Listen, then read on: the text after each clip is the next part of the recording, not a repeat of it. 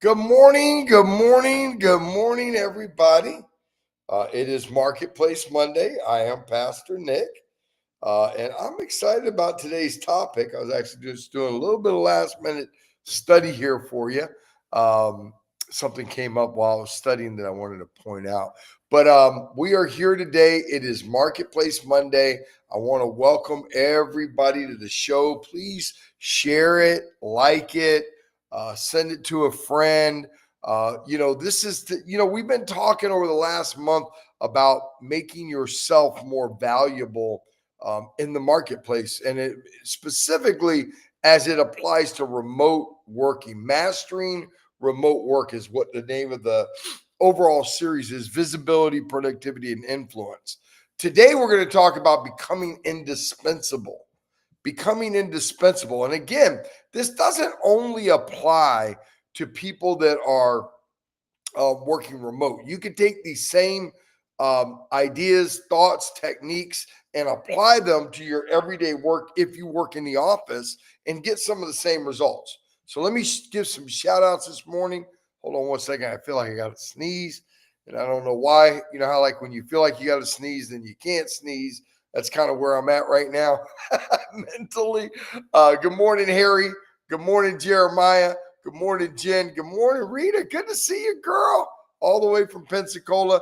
Good morning, Natifa. Missed you yesterday, young lady. Good morning, Cindy. Good morning, Annie. Good morning, Shanika. Good morning, Amanda. Good morning, Pastor Franny. How are you this morning? Good to see you.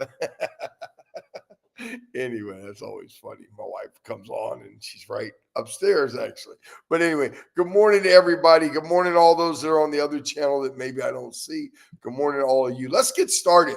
The workplace is evolving.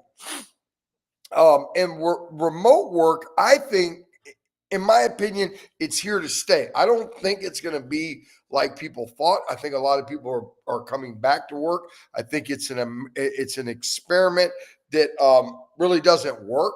I think that there are people and there are certain industries that do work remotely, and I think it works well. But I think implementing it into the overall workplace isn't going to really work because there's just a lot of jobs that you actually got to be there. So a lot of the techniques that we're learning on this, we can apply whether we're remote working or not. However, if you are in a full remote situation, I highly recommend you go back and get these 4 or 5 shows. You go through them again, and you really implement some of the techniques that we're talking about. And I suggest that whether you work there or not, because I think these are things that will help get you raises, will help get you promotions, but more than anything, will make you indispensable. Write this down. Don't forget this. Something I came up with this morning. The best way to secure your future in the marketplace is to create value today. The best place to create your future in the marketplace is to create value today. You could shorten it down to this, and this is what I want you to always remember. In what you do, in everything you do, create value. Write that down. That's my saying for you today. In everything that you do, create value. What does that mean? Pastor Nick, you say create value. What does that mean? Well, the general definition of value is the worth, importance, or usefulness of something. So what's an example of that? Hard work has great value in achieving success. In the business sense, the word value means, and when you look at business and economics, it's the monetary worth of a product, of a service, or of an asset. You are an asset to your company. But what is the monetary return they get for you? Example, the value of a stock has increased. Now, what that means, I'm going to give you guys all an example, and I want to give you a little test. In September of 2024, so probably 6 months ago, Starbucks, all of you guys drink Starbucks, you're familiar with Starbucks, they hired a new CEO named Brian Nicole, right? He came from Chipotle. He's the one that took Chipotle to a very, very much higher level. When they hired this guy, they paid this new CEO $143 million. How many of y'all believe it's hard to imagine paying any one person? Now, you got to remember, they laid a bunch of people off. They did a bunch of cutbacks to the regular workforce. You probably heard about, Starbucks pays their CEO 143 million, but then they go fire the little man. How many of y'all heard about this, right? In the chat, how many of y'all think $143 million? Now, just be honest with me. Think $143 million is a lot of money to pay one person. Just put in there, that's a lot. $143 million a year to pay one person. How many of y'all think $143 million a year is a lot of money to pay one person in a company? You've heard this argument over and over. You've heard the poor, and I'm not talking about poor people. I'm talking about poor-minded. The way people think poor-minded. They talk about these CEOs. They do shows on these CEOs. Oh, these CEOs are making so much money. How many of y'all think it's hard to fathom that's a lot to pay one person? Now, let me show you something.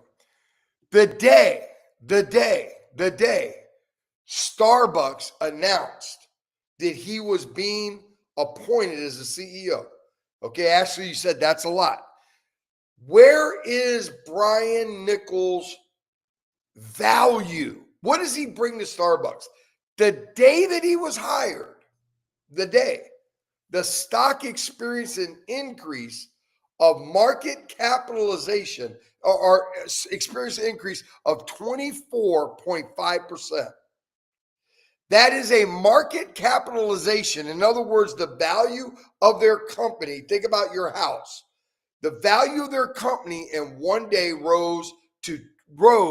increased $21.4 billion. $21.4 billion. So think about your house. If your house went from being worth $300,000 to being worth $3 million, and I came to you and I said, I'm going to decorate and paint your house. And by me decorating and painting it, it's only worth $300,000 today.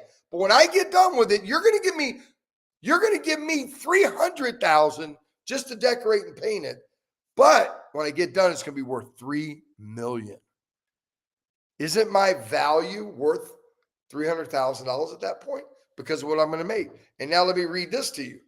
As of today, September 9th, or as of today, March 24th, Starbucks stock is $97.07 a share, an increase of $4.71 a share, approximately 5.1% growth over this period, which equates to $128 billion increase. Think about that. That is $6.58 billion raise in the overall value of the company since he started. $6.56 billion.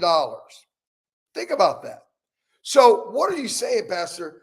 This kind of doesn't make sense to me. What I'm basically saying is it just demonstrates his value to the company. You got to start looking at yourself as, what is your value? What do you make your company?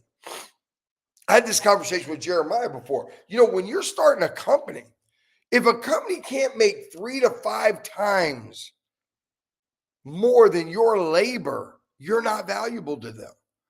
In other words, if the company is paying you $25 an hour, they have to sell your services for anywhere from $75 to $150 an hour to get value for you. Why?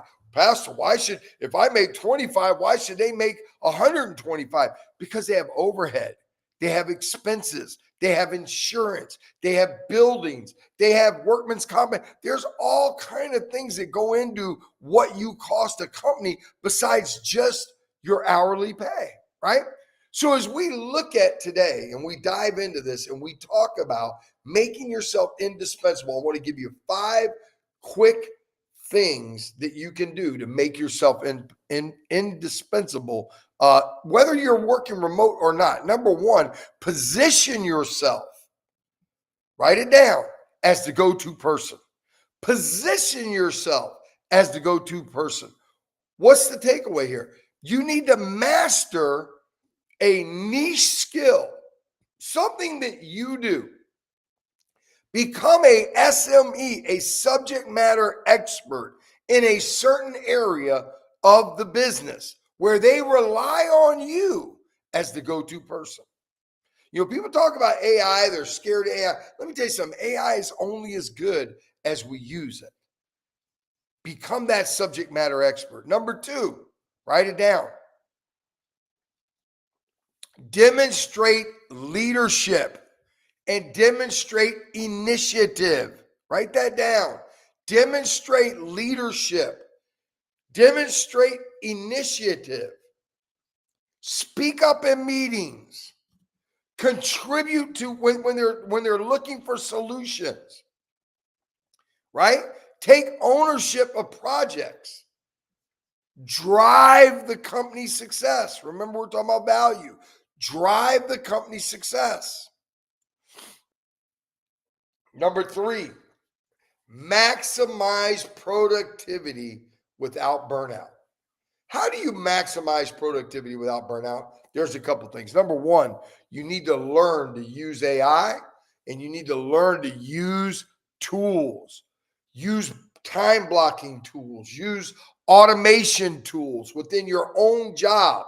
So learn to take AI and automation and automate things on your own that you're doing today to buy you more time, to give you more time, to make you more effective. Don't automate things and don't buy yourself time so you can screw off. Give your job a solid 8 hours if that's what they're paying you for. Just because you're working at home.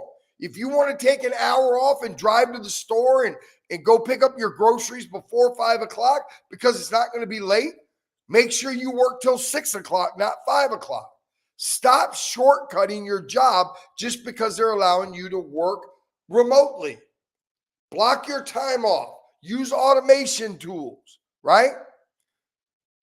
Learn deep techniques to maintain peak performance. What do you mean? Learn how to push when you need to push. Learn when's the right time to take a break. Learn when is the right time to take time off. Some people just decide, because you want to go on a trip, you just go on a trip. Does the trip, is it a good time for your company for you to take your vacation? Go to your boss. Hey, what's August look like? I know that, I don't have kids. And there's a lot of people during the summer, they have kids, they're taking a lot of time off. Me and my husband, we don't have kids right now. We can be available. Make yourself more valuable. Number four, leverage technology to increase visibility. Write that down. Leverage technology to increase visibility. What do you mean, Pastor? Stay active on online chats, in team discussions. Share progress, share updates, right? Use video calls to maintain a strong presence, right? I'll give you a great example in the church. Cindy's a new young lady that joined our church probably a couple of months ago, right? When she first was coming to the church, a lot of people didn't really know a lot about her. She was there. She was kind of quiet, but she was consistent, right? She showed up a lot, right? Now we got a new lady, Miss Mary, right? But the people that joined the church that get on band, when Cindy got on band, she started posting things. She started putting videos up, right? She started interacting with the church outside the church.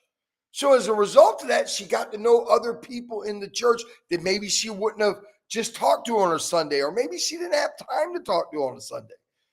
Think about it. If you go to church 4 Sundays a month and you have 10 minutes to mingle after church, that's 40 minutes a month to meet people. But if you go on band, and you do a post of yourself.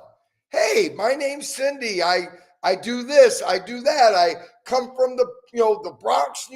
If somebody comes on band and says they come from the Bronx, New York, think about it. The next week at church, everybody's gonna be coming. Hey, I'm from the Bronx. Where are you from? Hey, I'm from. Why? Because we have a lot of people from New York in the church. So it builds commonality, right? So you use technology, right? You use technology to increase your visibility. When you're in a team chat at work and you get done, man, and somebody said something about the Buccaneers, ping them on the back channel. Hey, man, I see you're a Buccaneer fan. Get to develop relationships, get to build relationships. Lastly, future-proof your career against AI and automation. What do you mean by that, Pastor? Continuously upskill. Always look for ways to get better. Always look for ways to do more things. If they're bringing AI in and automation in, it should buy you more time.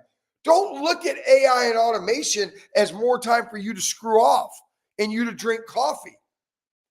Man, you go to your boss and say, hey, man, you implemented all this AI and man, it's really helped me. It's given me back about 3 or 4 hours. Look at what I'm doing now. I'm embracing this new technology. I'm developing this new human-centric skill.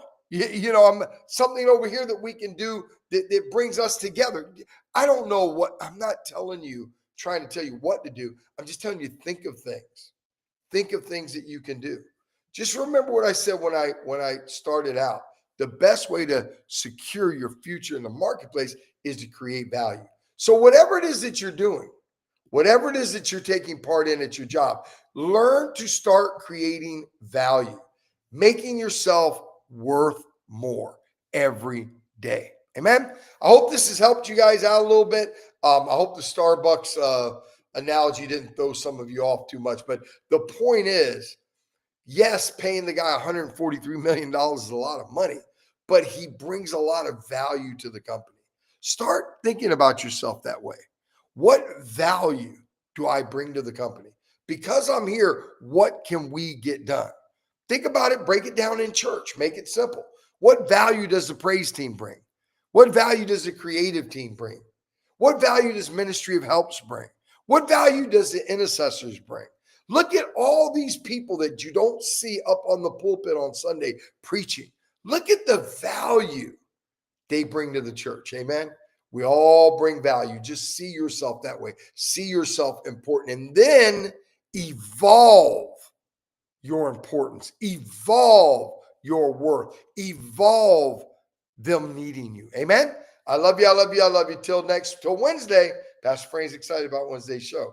We'll see you then. Until then, Pastor Nick's saying, enjoy life.